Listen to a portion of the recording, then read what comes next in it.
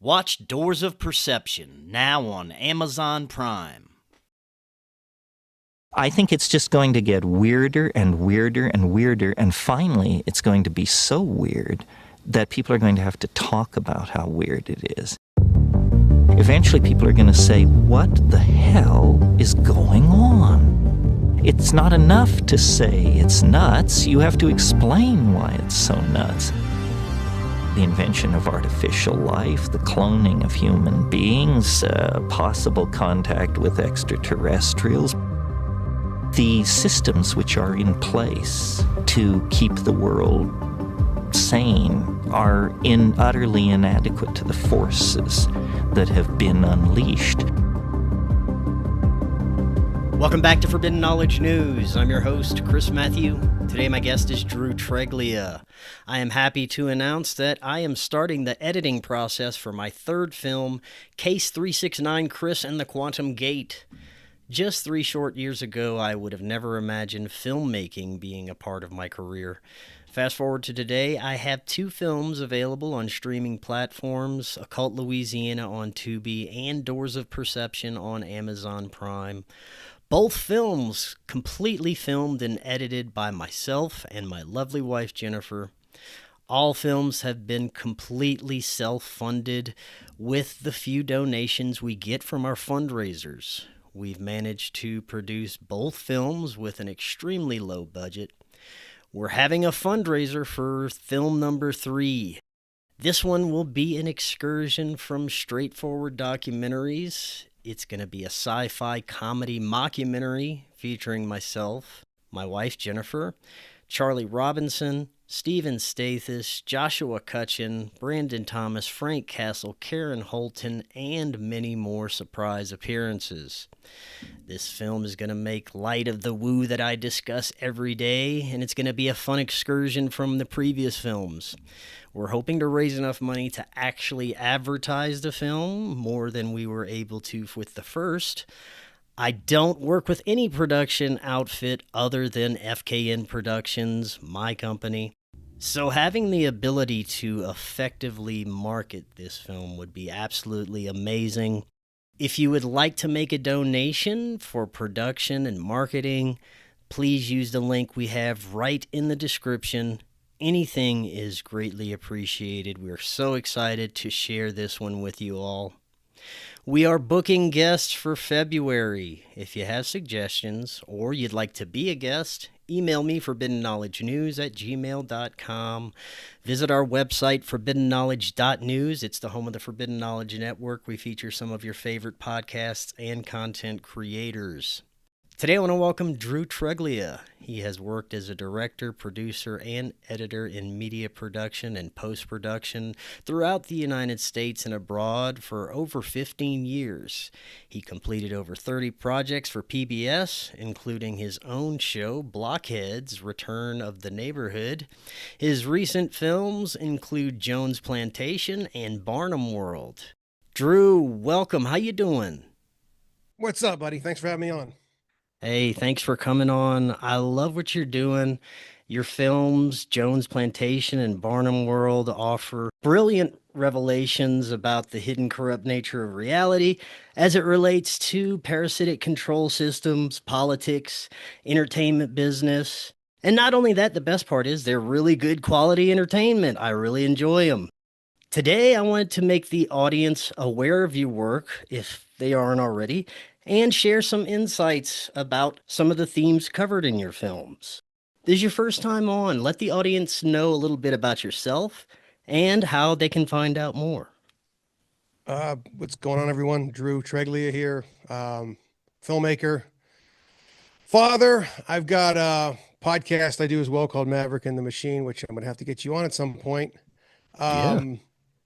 People can find my work. I've got a film called Jones Plantation out there that's they can go to jonesplantationfilm.com, but it's also available like on most of the major platforms.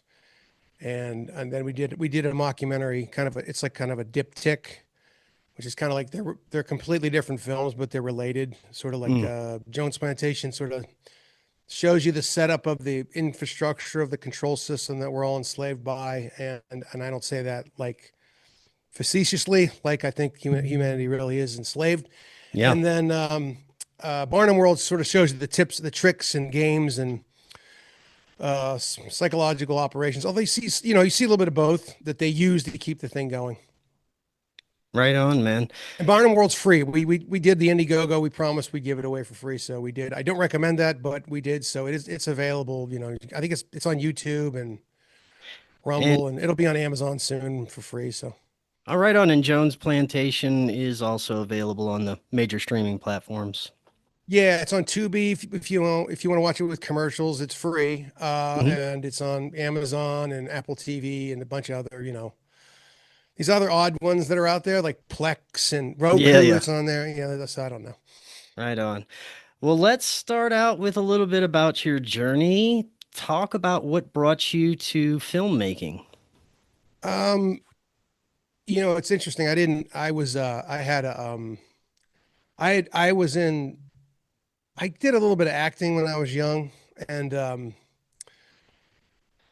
it just wasn't for me because I just. And then while I was doing the acting, I started writing a script. Okay, which I hope to make someday. But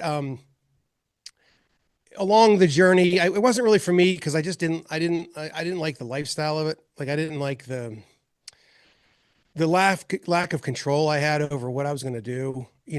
I remember going to auditions and I'm like, I don't even want to do this commercial. I don't care what it Mm, pays. You're yeah. not getting the job if you're there. You know what I mean? Yeah. So, but I was writing a script and I ended up along the journey of life. I started this parking company in Atlanta when I was living there at the time. It's still there to this day. But and one of the valets one day he was an actor, and I was talking about the script and how I wanted to shoot it and everything, and he was like, yeah, you're a director. And I didn't really know what. I mean, I was a cinephile, but I didn't, believe it or not, I didn't really know what a director was. I didn't really Mm, understand it. And so I looked into it. And then at the time, this was like mid 2000, not the aughts, the like 2000s, like 2003, four, like 20 years ago, which is hard to believe. But mm. this was when school was still a thing. It wasn't like this obvious scam that it's kind of become. Everybody kind of knows it's sort of like a money, sort of a hedge fund scam, but it was still a thing. And so I ended up taking the GMATs and I did well on the GMATs and then I got into grad school and I sold the business a few years later and here we are. Right on, right on. At the time, I never even picked up a camera, which is crazy. Like when I went into grad school, I didn't even know what aperture was. Like I didn't know what that was. They'd explain it to me. Yeah. Which is, I can't believe how insane that was. I mean, I think back on it now. I mean, I had a fairly profitable business going, it was small, but it was growing. And, yeah, here we are. I mean, it's been quite a ride. I understand you've done a lot of work with some pretty big production studios before your independent films. Tell us a little bit about that Way. journey. I know you worked for PBS, right? Yeah, I worked for PBS in Atlanta, and it was a government job essentially. Not for me. Well, technically, yeah, I was a contractor, but I'll be honest, and that was a problem because at the end of the day, like they had these creatives there, but then they had this sort of the bureaucratic infrastructure, and the bureaucratic infrastructure really didn't care about the quality of work for the most part. It was all about getting the money from the state and spending it all before the end of the term, And then there was this creative group of us that really cared a lot about the product. But then there were people there that were really good, and it was actually a really good experience. And I ended up doing some really cool projects there. I worked on a travel show. And then I made my own show. I did this pilot that did pretty well. But the problem is we had a guy that was running it, had a lot of integrity, and a lot of those guys will bend the rules to get funding, and he wouldn't go near it. His name was Bob Mm, Olive. He was a nice guy, but I couldn't get funding because you you can't really run commercials, so it's very hard to get funding for the shows. So I just kind of moved on from there, and then I went and lived in Los Angeles for a while, and I was like the post super at this studio and writing right on Cannon Drive in Beverly Hills, which was a lot of fun. Like it was like a celebrity hub. Like it was pretty wild because I had, just moved to LA and just kind of got into this field a few years ago. And there was like a ton of celebrities at that studio. I didn't care about any of them except for one. And that was Al Pacino. And nobody freaking told me he was in the studio. I was so pissed off. I'm like, wait, Al, all these people come in, I don't care. And if Al Pacino's in here and nobody tells me the guy's in the building. Because I wanted to ask him what he thought his best performance was. Because I think, hot take, that his best performance is Carlito's Way. I love a lot of his performances, but I think Carlito's Way is like one of his sneaker performances. But and then I worked for a little while at Fox as an editor. That was kind of a bad experience, and eventually I ended up out here. And I was kind of in the desert, and I ended up. I am in the desert. I ended up going to that conference in Acapulco in Mexico. And yeah. I dragged down who was going to be the assistant director of the film with me. And we were going to do another project called Democracy Down. And, I still have those interviews on my channel, my YouTube channel. But I ended up meeting Larkin Rose there.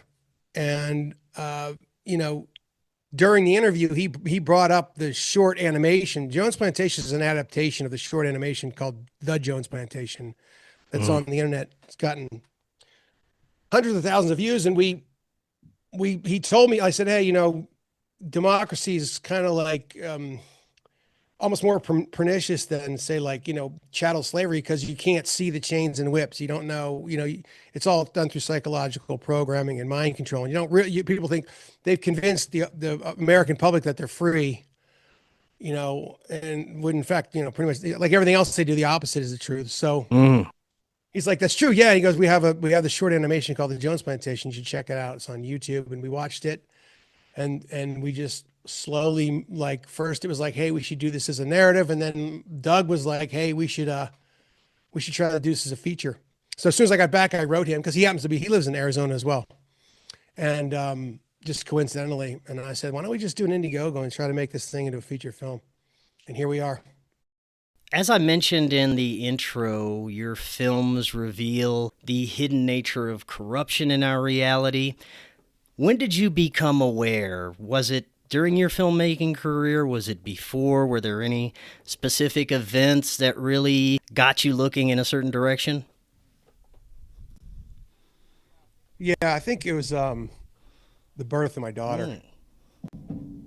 That was the thing, because as crazy as it sounds, like I didn't like really want to have a kid, and there was other things going on in the periphery, but literally, like, the day she was born, and she was born in a famous hospital in LA. I could never remember the name of it. It was beautiful. It was like, we could see the whole Hollywood Hills, or the LA Hills. And I just, like, I don't mean to sound corny, but I really literally, like, looked into her eyes, and I met her, and it was just like, why the fuck don't I have 10 of these? Like, what, how did this happen that I didn't think I wanted this, And I started to just reverse engineer my life and my decisions and my thought process, and just one thing led to another. It's like, once you start doing that, God starts putting things in front of you to give you clues. You know what I mean? And so it just led to this. I mean, I wouldn't, it's not bad being blue-pilled, maybe. I wouldn't want to go back, but I'm just saying there is something to be said for that steak, from the Matrix. It's like, I know this steak isn't real, but ignorance is bliss, Yeah. But, For myself and most others that I know that have experienced an awakening, that have started to become aware of the nature of reality, it usually starts with becoming aware of the material things, the corruption, politics, the nature of corporate greed, things like that. Spirituality then comes later with the growing awareness. For me, I had to connect with something so I didn't go insane or completely depressed. When did you start piecing together, because you had realized where you'd gone wrong in your life, there's larger factors at play, the corruption in our realm? Yeah, they want you. I mean, there's a reason why, and I've been thinking a lot about this lately, that, if alcohol made you out, and I'll answer your question, but like if alcohol, for example, enlightened you, brought you closer to God, brought joy into your life, it would be illegal. The fact that it makes you subconscious, it separates you from God, it destroys your life. There's a reason why that's the thing that they're shoving on everybody. I mean, this is not brain surgery when you just take a step back. I mean, the World War COVID, the old cliche that the churches and schools were closed, but the liquor stores and strip clubs were open, so, and the weed shops. And I look, I'm not telling people what to do, do your thing, it's your own journey. But the spiritual thing, it's, that's the thing. It's like the cliche there is like, you immediately start going, oh, see, if people could just see the corruption for what it is, I could talk to them and they'll change. And then you start to think it's like not necessarily a voting thing, but it's just a system, and we gotta fix the system. And then you start to me, it was more like seeing the demonic stuff first, and then seeing how demonic it really is, and then going, okay, well, this is demonic. Obviously there's the equal and opposite to that, which is God. People don't like that word. I don't really care. If you're driving down the road and a boulder falls in your car, you're not going to say, oh, my creator, oh, my source. What are you going to say? Dios mío, wherever you're from, right? It's just something genetically in us, that word. Yeah, once you start, and the thing is that most people, and we talk about this in Jones Plantation and Barnum World, it's like most people can't imagine that these people even exist. They just think, they're in a tough situation, they're doing the right thing. There's some really bad people in there. We got to get the right people in there. And it's like, when you start looking into the serial killers and the MK Ultra and the child, not just trafficking, but the sacrifice. And you go, oh, this is as dark as it possibly gets. It's anti-human. And again, that's when you stop looking at the political system and stuff. That's when you start just going, okay. It's funny you're bringing this up because, and I should have expected this from your show, because I'm having like a black pill day. I have my white pill days, my black pill days, and I'm just like, there's a couple things and I'm like, I've got my own issues and problems and I'm trying to work through, and I'm like upset about Patagonia. Right. What's going on in Patagonia? I'm like, why am I about fucking Patagonia? I got to pay my rent this month. You know what I mean? But it's like, but it is a thing. I mean, it just seems like it's becoming more and more clear what the problem is. And I don't know. Today just feels like, it's going to fall where it's going to fall. If you believe in God and you just trust that he's writing this script, and that is what it is. But it is disappointing, because when I was younger and I went to LA, I thought, man, I loved Hollywood. I was super excited. I wanted to be a big Hollywood guy. And it was just like, yeah, this isn't going to work. I'm going to have to do this from like everything else. I'm going to have to do this from the outside, the hard way. I'm going to have to be the stupid rebel guy, and not, it's just like everything else is like, yeah, no, it's not going to work. It's just not going to work. I'm going to get to a certain point. When we did Jones Plantation, it was right. I mean, the fact that we got that film even shot is a miracle, but it was right, literally like COVID hysteria. And I've talked about this, but like I was originally going to do a SAG ultra low budget contract because all the actors people are like, well, could you do SAG? Could you do union? I said, dude, they're all controlled by the union. What do you want me to do? That's the world Yeah. we live in. But I knew the guy who was the I don't know, the union steward or whoever from Atlanta. I knew him actually, and we got in the call, and he was like, "Well, you've got your COVID protocols together," and I'm like, "What are you talking about?" And he's like, "Well, you're going to have to test everybody every day. If anybody passes a positive on that horseshit test, then they have to disappear for 2 weeks." I'm like, I got it's they're just basically destroying independent productions because you're not you can't do that. If you're an independent production, once you start, there's no stopping. You know, it's not like Hollywood where they have 50 million, unlimited funds, and they can just throw the guy up in a hotel and or call their roster and go, we'll just keep it going with this guy, this backup guy. Yeah. It's not like that. Once we get going, it's so that wasn't an option. And also, I'm not directing in a mask. Right. It's not happening. So I mean, I really don't want people to. I wish I could just have a rule and say you're not allowed to wear a mask on set, but I didn't want to go that far. But we did pen a letter to everybody and said film is about human flourishing and freedom. It would be wrong for us to even bother with your health care. Right. We're not going to force you to wear a mask. That's none of our business. And so we did set people up. And that's very important when you're doing anything is you want to get people on board, or at least what you're doing, so you can flush out the people that just can't handle it. But it was still a crapshoot because I didn't know, I didn't meet I only met Legal Man before we shot. I didn't meet any actors, which is crazy on set. But I talked to them on the phone, sometimes for 2 hours, sometimes for 5 minutes, and just let them know what was going on to get them on board to understand the play. This is the play. If you're not comfortable with the play, I'll find somebody else who is, okay?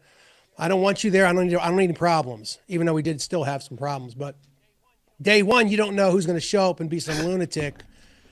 You just never know. And there was an actress that showed up and she had a mask on and a face guard thing. And I'm like, oh, yeah, here we go. But she ended up, everybody being after a day, everybody was maskless and it went fine. Before we get to your films, as it relates to the large-scale corruption in the film industry, is there anything that you personally noticed working for PBS or living in Los Angeles? Well, it wouldn't have been PBS. I would have noticed in LA. Not really. No. I mean, it's one of those things you just kind of know. Yeah. Like I met a lot of actors and a lot of reality people. I did this crazy documentary called Lord of the Freaks that actually screened at the Egyptian Theater, like the full red carpet. Yeah. And I was very thankful for it. It was a really cool experience, but I just remember being there going, it's like you're in life, you climb one side of the mountain, you get up there and you're like, I think I climbed up I got to go back down. I've climbed through. This is not the side I want to be on. But it was a lot of very troubled. I mean, there was a lot of really nice people there, even the actors and stuff. I like actors. And dude, I remember like my first week there, we were shooting and the guy from MacGyver, I don't remember his name, the bad guy from MacGyver. Do you remember that show? Yeah, MacGyver? I don't know the bad guy's name, though. No, he was a British actor, and I just remember because I was a kid, I grew up, MacGyver was always on, I didn't really watch MacGyver, but it was just a thing. And I remember like shooting this video with that guy, and I'm like, this is hilarious. I'm like, and then we got like a phone call relationship, and I'm like, I'm buddies with the guy from MacGyver. It was just a weird. I liked a lot of those people, but they're definitely troubled, very troubled. Yeah. And I also say this is that the crew people behind the scenes are actually, there's a lot of really, really good people, and a lot of really just based, hardworking people that are trying to survive out there and feed their family. And I think less and less they're going to stay there. I mean, the thing is that the weather's perfect, like literally perfect weather. It's like you live on vacation, and you get a job on a good show or something. You're making really good money because most people are pretty well paid, and it's tough to, you got a kid, you got some kids, you got a wife, you're not going to stick your neck out and lose your job over, okay, I'll put the mask on. Okay. I wouldn't get I think the jab and the mask are, I don't mean to go down a COVID road, but I think actually having them violate your your autonomy, your bodily autonomy is a little even worse than just putting a mask on, but they're all the same thing. But it's hard. And, so when I made the film Jones Plantation, I was like, my hope was it would be like the start of this dissident artist movement. I mean, this is like a 10 or 20 year plan. So I hope is that we get to the point where, the cool people want to work with us and people like us, and try to get, you got to get the mainstream people in there, man. I'm sorry. You just do. You can't just be some guy over in the corner making these I mean, Jones Plantation's been seen in over 60 countries, and it was taught for a semester at a university. It was, but even then it's still an underground thing. Yeah. You know what I mean? We need to take the culture over as best, as way we can. And we just need to, right now, like the films are, there's some exceptions here and there, but they're so bad. I mean, they're just waiting for somebody to come in and walk and smash them over the head. You're just waiting for it. So yeah, I don't know where I was going with that, but like my next film, we're just started working on. We want to shoot in Oregon called Crazy Eddie. We're gonna get finance for that film, and we're gonna get, I think, 2 to 5 million. Wow. We'd like to get 5 million. We'll get started with 2. I don't have it yet. Okay, I'm just telling you what the plan is. Put it out there. Which is enough for me to do. Yeah, it's enough for me to do what I need to do and still maintain Final Cut, because I need to be the editor of the film and own the film.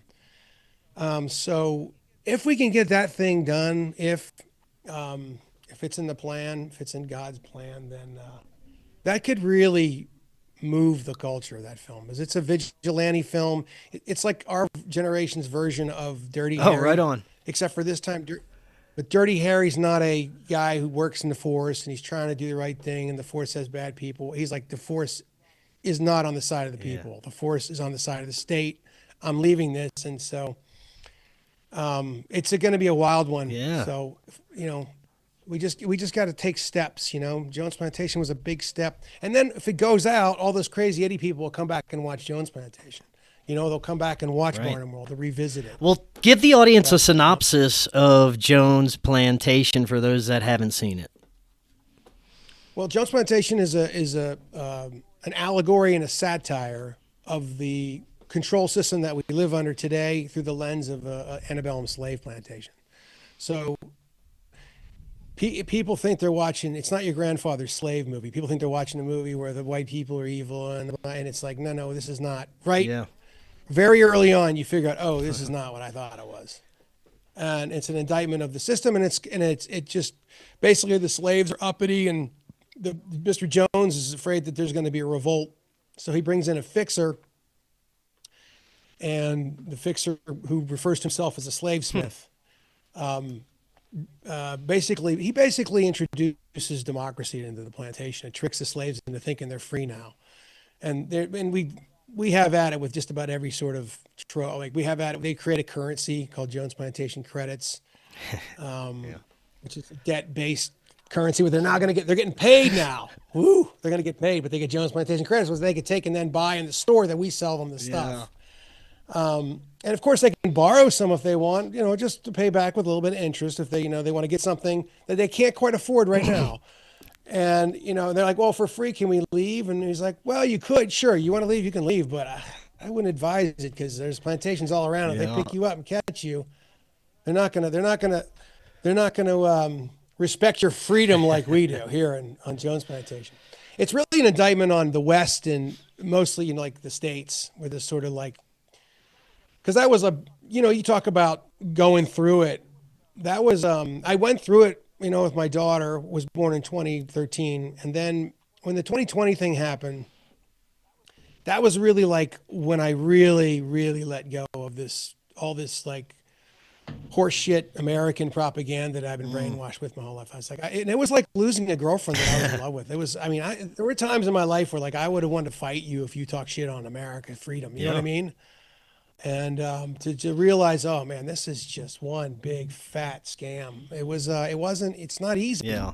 Well, you did a it's not easy, brilliant job of presenting this information in a very entertaining way. You mentioned casting earlier. What was casting like? How did you go about that process? We had to do it all online, and it was really challenging. It was very challenging.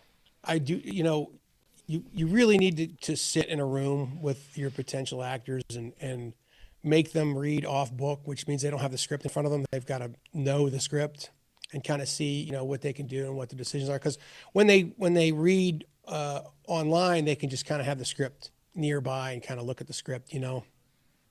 Getting them off book is important. But it just was one of those things. We just plugged through it. And then I got Legal Man to do Mr. Jones. I don't know if you know who that is. He's got a podcast called The Quash. Yep. And I was actually a Patreon of his podcast. And I had a guy lined up for Mr. Jones, but it just couldn't work because of the whole COVID union thing. And I was just listening to his podcast one day, and he did these rants during 2020. And this was before I was doing anything really online. And it was very helpful for me to hear his rants because he's an intelligent guy, and I knew I wasn't going insane, And it was just one day I was like, and it just hit me. I'm like, he should be Mr. Jones. He should be Mr. Jones. He was a lawyer. He understands the system. He understands Mr. Jones in and out, and he was a lawyer, so he's a good actor. And then just slowly over time, we just built the cast. It just very carefully, one person at a time. It was challenging for sure. To find talent when you don't have any money and you don't doing the COVID thing and everything. It was difficult, but I think it worked out pretty well. I don't think there's any, I don't want to talk about my actors, but I don't think there's any weak links in the film. I think everybody's pretty solid. As far as fundraising for the film, did you do fundraising at all? Yeah, we did an Indiegogo campaign. Oh, right on. Yeah, that's how we got the money. And there were people that gave us money that, we had somebody give us a Bitcoin, and it was like, I still to this day don't know who that was. Oh, wow. And when they gave us when they gave us the Bitcoin, it was at $15,000, and then when we fortunately had to sell it, it was at 50 something. But that saved us. Yeah. A lot of little things. Had some people give us money. Yeah. I think you can give up to like $15,000 without being a taxable event or something. So we had a guy give us, I don't want to say his name because I think he wants to remain anonymous, but he gave us $15,000 twice. And it was just, That's the most challenging thing we're coming up against with our films is trying to fundraise. Even though we have a podcast with a relatively large reach, getting the donations to come in is a whole nother ball game. So we're looking at some different avenues for this one. I might talk to you a little bit after to see if you can give me any ideas about that. Yeah, well, we can talk. I can get a little weird for sure. About that. I don't want to bore the audience, but I do have some tips for you. Before we leave the realms of Hollywood and corruption, do you think the level of occult practices, Satanism, is as prevalent as you hear in conspiracy communities? Yes. What are the biggest indicators for you? People that got caught. Yeah, fair enough. There's, wasn't there was one recently, wasn't there? That weird cult in LA. Yeah, and this is kind of a weird, I don't know if I should tell this one, but just weird, the people got caught. That's just to simply put, I don't want to call it. Yeah. Not really mentioning any specific names. Have you come across any personal situations that would indicate that?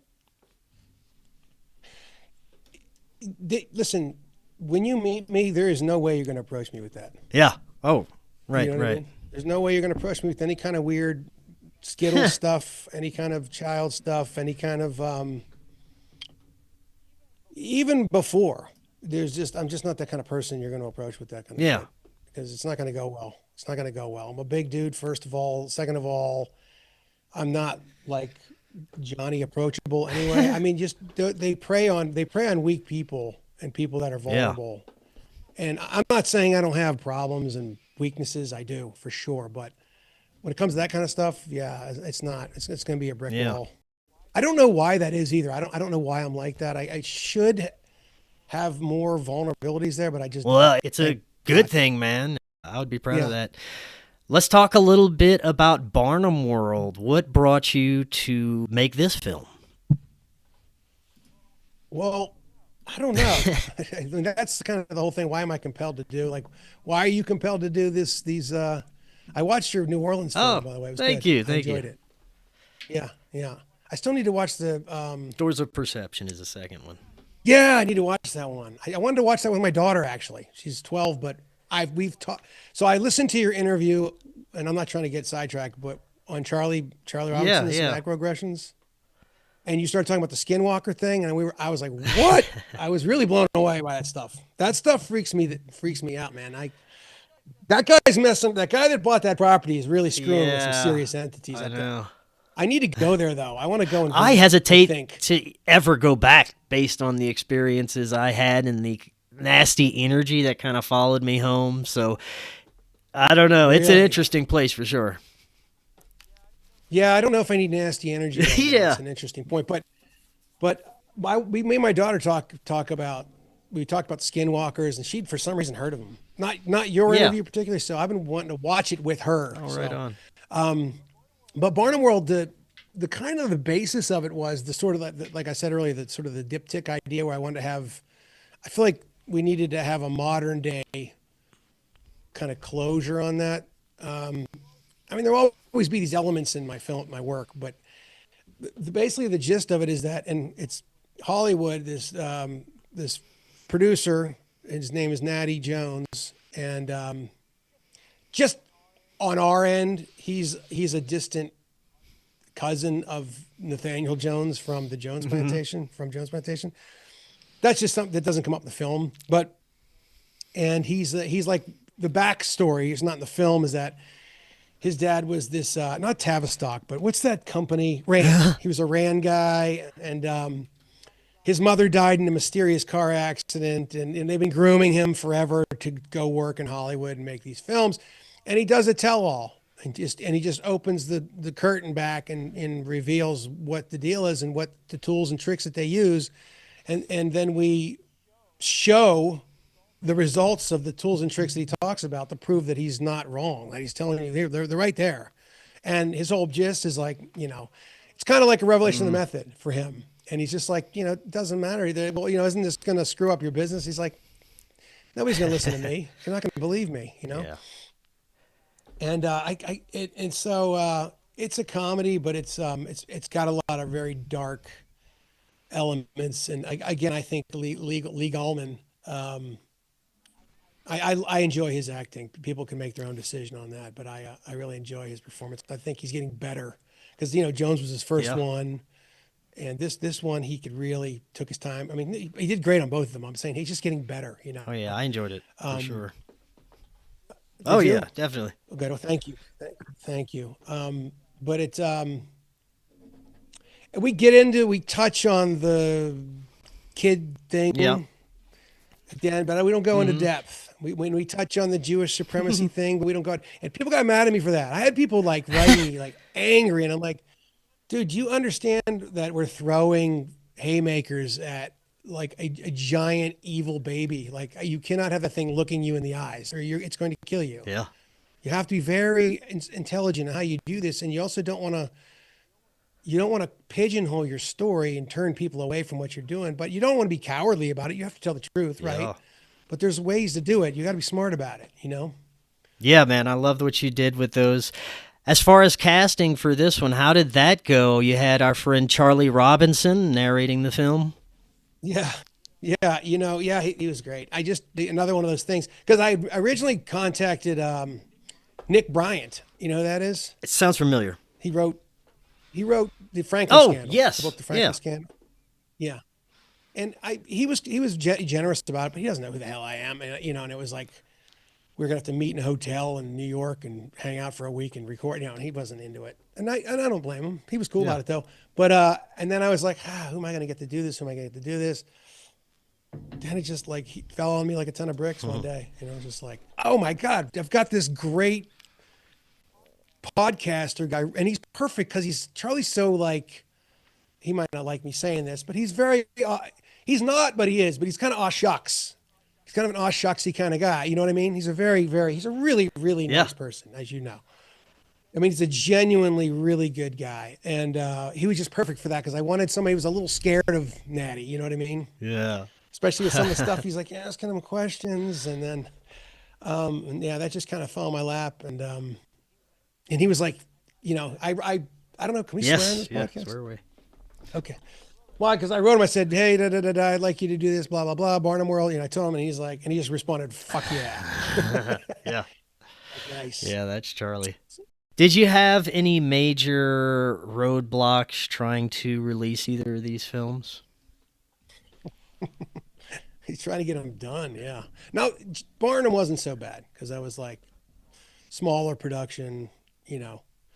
It wasn't that, but Jones Plantation, that was a, I don't want to put negativity on it, but that production was hell. I mean, it was hell. It was really, but it's just like we've talked about with God, is just like, he's going to be like, do you want to do this?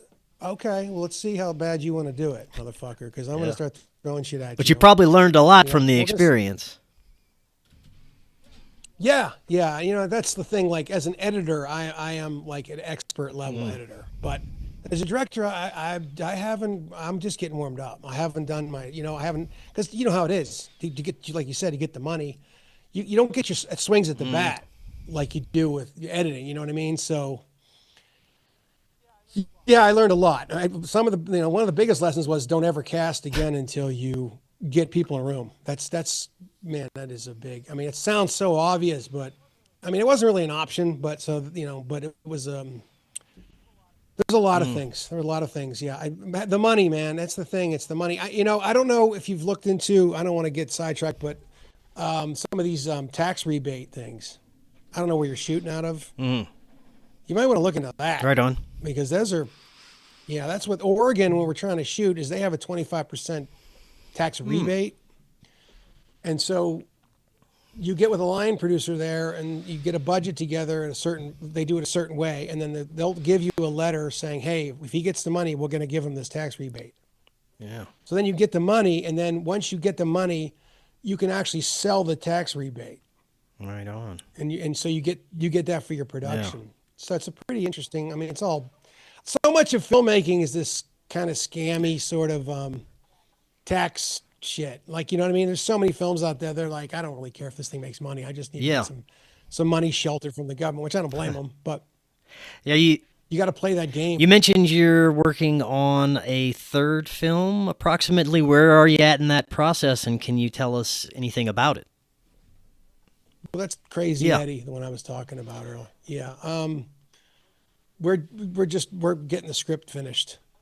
Once we get the script finished, which I'm working on fairly diligently, you know, but it's weird because with writing, I want to be diligent, but there's just times I just don't have any thoughts on it. I need to get away from it, you know? Yeah. But I got to get it done. So you got to just sit down and do it. But so once we get the script done, I've got a guy in Oregon who's going to put together the budget.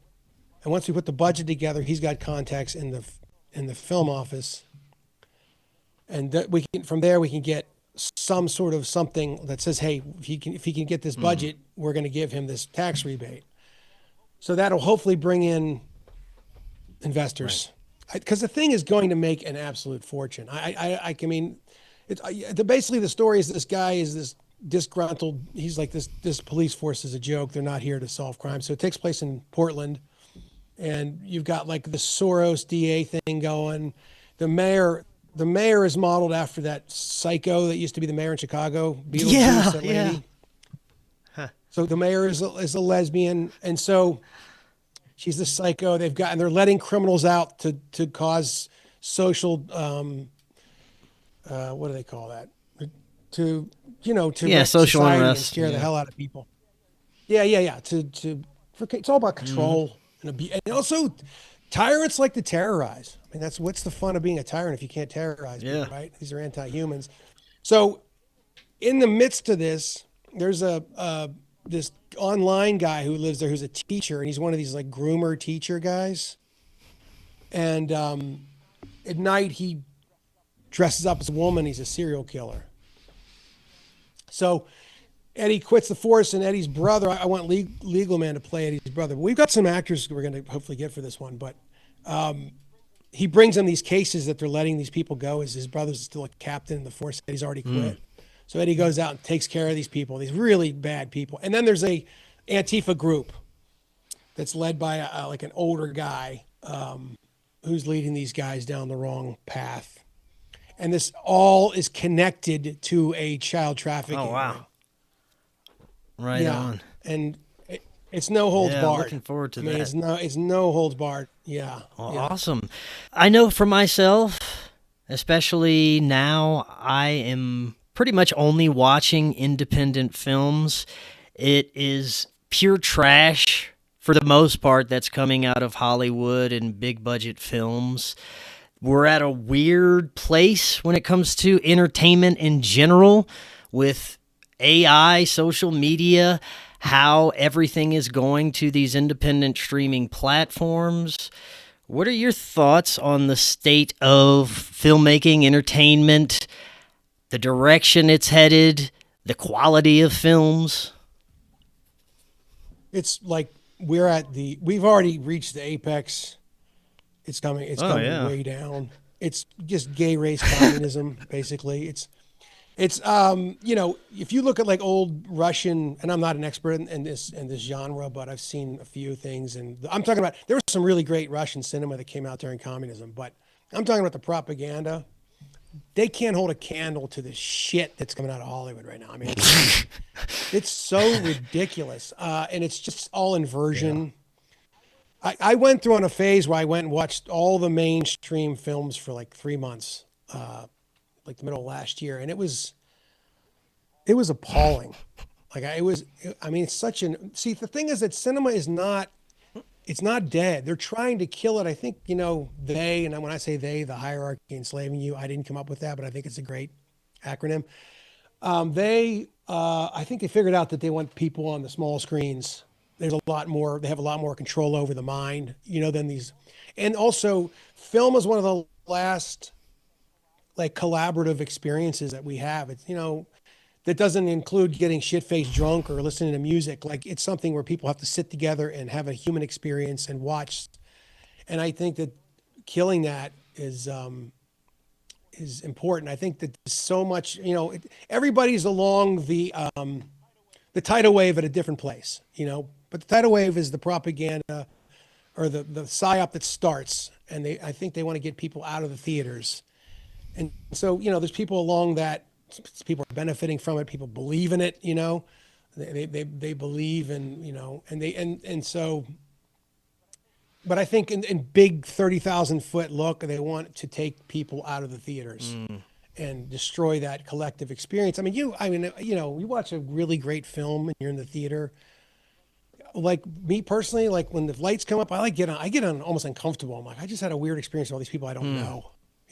But you're still looking at 100-foot screens. The sound is incredible. It's an incredible experience. It's not the same watching it at home. And if you see it when something decent comes out, everybody goes to see it. Even like Top Gun, the last one, it wasn't really a film. That was a movie. I always find a difference between films and movies. But they overlap. But it was some of the best movie making I've ever seen. I went and saw it twice. It was really good, but it wasn't a great film, not even close. But people were just so starved to go to the theaters for something and watch something decent that, I think there's a huge opportunity if we can get something in the theaters that people are just like, oh, I haven't seen anything like this in 30 years. And even then, you didn't see anything like it. How would you describe the difference between a movie and a film, as you were just saying? Well, my description of it is a film, I don't have this all worked out. I need to write it. But the thing is, the film, the inspiration, the compelling reason to make the film was an artistic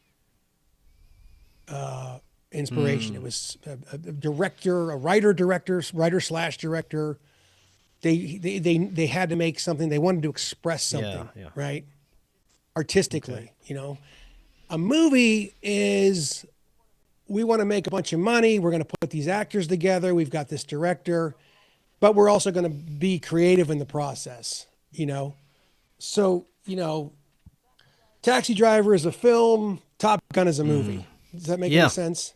100%. Clockwork Orange is a film. Jaws is a movie. Right. There's great people involved in both. There's overlap, but the film is. Like I said, I need to sit down and write this. A film is I might do a video about this at some point. But a film is the compelling reason to make it was a creative one, where movie it's a financial one, and then you want to make a bunch of money with your film, and you want to have when you make the movie, you want to be creative, and Have you seen any recent films that you really thought were good?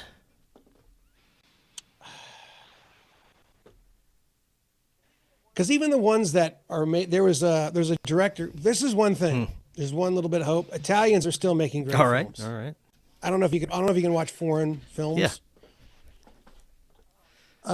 Because the thing is, when you're reading the film, you have to watch the reading. You can't do the voiceover thing with bad acting. But you stop realizing you're reading after a period of time, because it's just sounds and symbols to convey emotions and feelings, and you forget you're reading. You start just watching it, and it just becomes second nature. But there's a director named Paolo Sorrentino, but the thing is, his last film was not good, and but that guy has done some great cinema for the past 10, 12 years. Paolo Sorrentino. There's another guy named Matteo Garrone, if you want to say it, Garrone. He's done some incredible films. He did one that's now almost 20 years old, hard to believe, but called Gomorrah, which is the best mafia film you'll ever see. It's about the Neapolitan mafia, but they do great films. As far as American stuff, I'm trying to think. I don't want to leave anybody out. It just seems like everybody that's doing anything now that used to do really compelling stuff, even when they're these people with power that have respect, they have to still bow the knee to the gay race communism thing. And there's always those moments in their work where, like, okay, you're lying to me right now. This is all propaganda, what you're doing right now. You know what I'm saying? Yes. It's like, where's the lie? Here we go. The girl's going to knock somebody out, or, there's going to be some sort of, like, there's got to be like a lesbian good guy or something. Yes. That's just like, normally it wouldn't even bother me, but it's because I know you're doing this because you're propagandizing me with this whole psyop thing that's been going on now for. Putting aside big budget Hollywood, what about independent films? Anything really compelling you've seen lately? There's a film called Mastermind that came out, I think, last year. It's a girl named Kelly Reichardt, and she does really good work. It's pretty good. It's a well done film. It's worth watching if you really like indie cinema. It's called Mastermind. Right on. I'll write that one down. Yeah, she does good work. She did her last one wasn't that hot, but she did Meek's Cutoff, and that's my opinion. She did Meek's Cutoff, and she's done. You'll check out her stuff, but she did Mastermind was a film. It was a film. It wasn't like a masterpiece in my humble opinion, but it's definitely worth a watch, especially if you love cinema. I went and watched like things like not to cut you off, but I watched last year. It was called it was John Malkovich. He was in a film. This was the best one that I saw last year. Besides, I just saw Mastermind a couple weeks ago, but and it was called. I saw that one. But I thought it was an insult to Malkovich. I mean, this is like one of the great actors of our generation, and then they have this. The woman playing the lead is terrible, absolutely terrible, and it's not a lead actress. Like, that's the other thing. Like with what's going on nowadays is like it's not. There's no aesthetic. Like, where is the movie stars? You know what I mean? Where are the I mean, there's no aesthetic. It's like they purposefully make things ugly. Oh, was this the movie? I'm thinking of something else with John Malkovich. He's a singer, and he runs this cult. Oh no, I'm thinking of something completely different. Never seen this one. Was it called Opus? Opus. Yeah, I'm not recommending Okay. it, but it's not bad. Yeah. But it's just like, if you want to see like, okay, this is like what's going on. This is like the tip top of big budget films. Oh, right okay. Now. It's a disgrace. I mean, it wasn't bad. Mm-hmm. It's just like, you got freaking John Malkovich. This is what you make, and you don't even, he gets second billing to this, like, I'll give her an olive branch. She could be a bit player in the films, but to be the lead actress is absurd. Yeah. It just typifies everything that you see. And then I saw this one that Mel Gibson did last year called, like, and I don't want to shit on Mel Gibson. I like Mel Gibson, but it was called Flight something, and it had Marky Mark. And it was so bad. I suspect, I'm just talking out my ass right now, but I suspect that Mel Gibson didn't even direct it. I mean, I don't see how he could have been the director in that film. I think he just put his name on it. Yeah. And took a You could paycheck. probably pretty much Who knows? avoid any movie with Mark Wahlberg nowadays. I don't think I've seen him in a decent movie, at least recently. No, he's, he produces a lot. Yeah, I mean, he's probably one of those guys that's having a hard time with what's going on, because he's like a hardcore Oh, Catholic. right on. Yeah. He's probably got to keep his mouth muzzled a lot. You know Yeah. what I mean? And it's funny because when you watch The Fighter about, what was the name of that guy from Boston? Hey, Christian Bale. Yeah. Okay. And he plays the brother. God, what the hell are the name of those guys? Mickey Ward. He plays Mickey Ward, and Christian Bale plays Dickie Ward. You can really see the depth, the performance depth, but the difference between a Christian Bale and a Mark Wahlberg. Yeah. Mark Wahlberg's not bad and everything, but he doesn't have that depth and quality that Christian Bale is a fantastic actor. What about AI? What are your thoughts on the use of AI in films? Where we're at? What are your thoughts? Oh gosh, Personally, I avoid it as much as possible. I try not to use it at all. I know it's built into most of our technology, so it's pretty much unavoidable. But as far as making artwork or anything creative, I opt out. I think there's no soul, there's no creativity. I think it's stealing creativity from humanity. I'm completely against it, and I think that the more we rely on it, the worse off we're going to be collectively. That's my thoughts on it. Yeah, you had an interview I listened to with a guy who was really kind of pro AI. I don't remember his name. What was I that had a guy's couple. name? I had a couple of interviews with kind of pro AI people. Well, I think this was the guy that said he went and saw like a Bigfoot alien in the woods. or Oh, something. Was that yes, I know who you're talking. His name is escaping me right now. Yeah, but could be completely wrong about this. I don't think it's going to be what people think it's going to be. I don't think, you're going to get graphic design with it and, some of these like goofy videos and stuff. But like you said, it doesn't have a soul, and you can't, there's something about it, the soullessness of it. You're not going to replace actors with it. I just don't think you will. I could be wrong.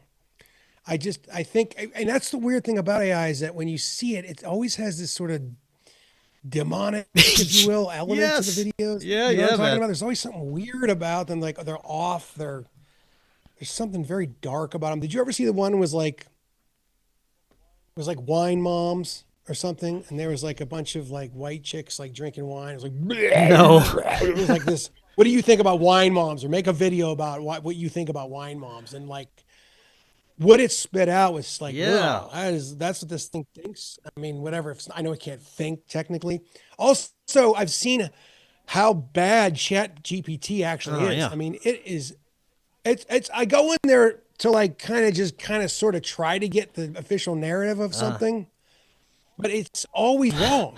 Like, I mean, it's just like patently. I had a conversation with it about Goodfellas.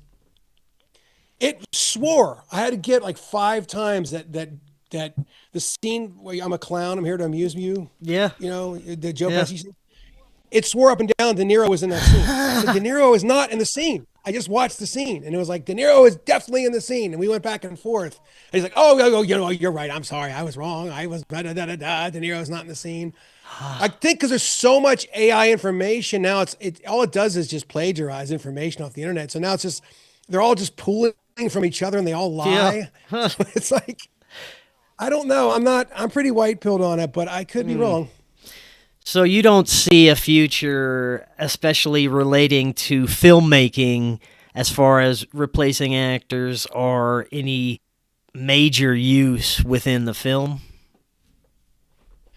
I like animation. Well, animation, yes. sure, You're good. but that's a whole nother. Yeah. That if a person is using creativity to create the animation, draw it out, even using computer animation, that's one thing. But if now you can just type in a prompt and have your whole scene created for you, there's no creativity there, and it just knowing it's done that way would make me not want to watch it. It's weird because like my daughter's generation, she can recognize AI better than I can. I'm pretty good at recognizing it. She's like, that's AI. That's AI. That's AI. I don't know what it is. There's something like they can tell and they hate it. That's good. You That's know what good. I mean? Yeah. I just don't think it's going to do. I mean, it's going to do something that I don't think, like you said, prompting, like these guys that prompt the thing. And I guess if you can't animate, okay. It's like the guys that do the music. I'm like, I'm a musician. Get the fuck out of here. You're not a musician. The AI just created this shit for you. You're not a musician, dude. Prompting an AI is not just, it's like low rent computer programming or something. It's having somebody else do it for you. It's like I just having slaves plant a field of cotton for you and go, I planted all that cotton. Didn't you see what I did out there? Yeah. It's like, no, you didn't. I just, like I said, I could be wrong. I just don't think it's going to take over. There's just no consciousness with it. I don't think it will, but you know, if it does, I'm going to wrap it up and go become an air conditioning repairman or something. Or there might be like options for like boutique filmmakers, that are people that are really good, like guys that make handmade knives or something like that. You might be able to eke out something, but yeah. With the direction everything's headed, the mass changes we're seeing headed to streaming platforms, do you think the future of filmmaking offers a bright future to people? Are you excited? Do you see more people taking advantage of the opportunities? I don't know. I mean, I don't know. There's not enough like directors, Yeah. like real directors. Not like there's like two kinds of directors, like people that aren't really directing, and then there's people that are like project managers, which is a whole nother field, like big budget. So the future of filmmaking Productions where essentially may be in a bit of trouble because of that. I don't know. I don't know. I hope not. I mean, I'm going to do what I can. I think it's going to make a come. I think that if you make the things for the theater, people are going to show up. I mean, you just got to make stuff that people want to go watch. People want to go to the theater. It's a great. I'm dying for good movies, It's man. amazing. Yeah, exactly. You know what I'm talking about. And there's hundreds of millions of us, literally. Hundreds of millions. Like, there's probably a billion of us that want to go to the theater and watch great films. And so, the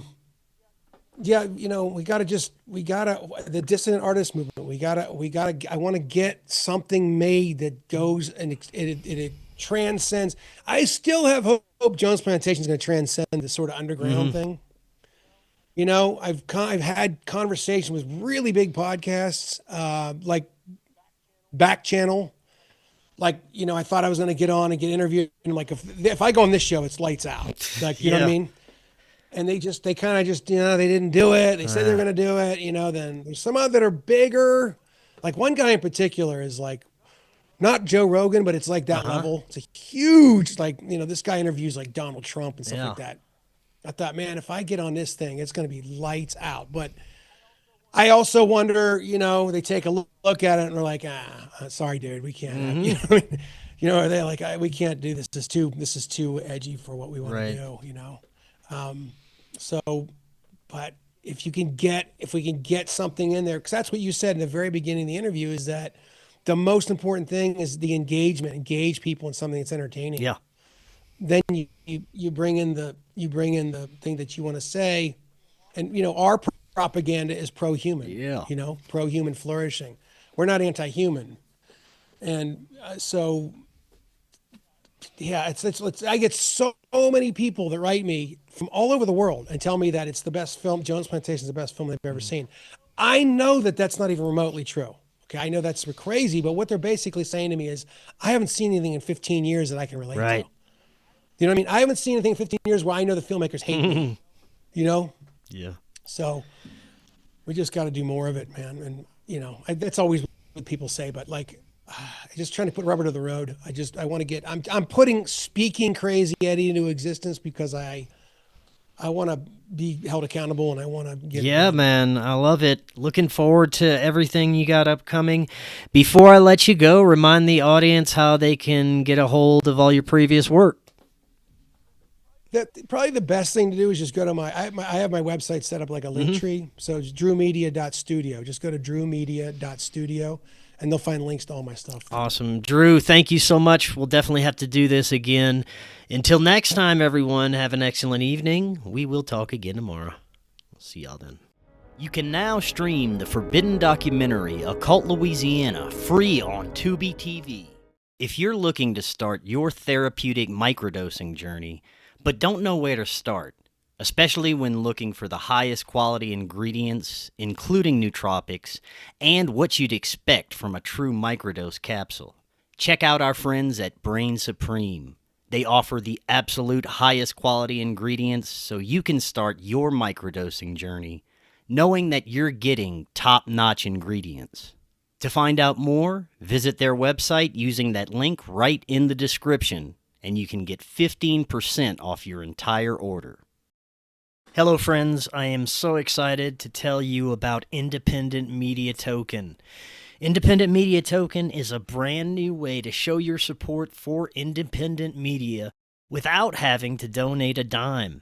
Independent Media Token is a cryptocurrency on the Solana blockchain designed to generate funds to promote and foster the growth of independent content creators, allowing them to engage in their art without having to worry about being demonetized. Through a network of media partners, of which you yourself can become a part of, Independent Media Token's goal is to ensure the powers that be can never cut off all of our areas of funding and censor the only free voices left in the world. Join the movement today. You can pick up Independent Media Token using Phantom Wallet or the Solana wallet of your choice, where you can easily swap your Solana for IMT. Grab some IMT today and remember to always know your team. To learn more, visit independentmediatoken.com or use the link right in the description. Are you and your family prepared for an emergency?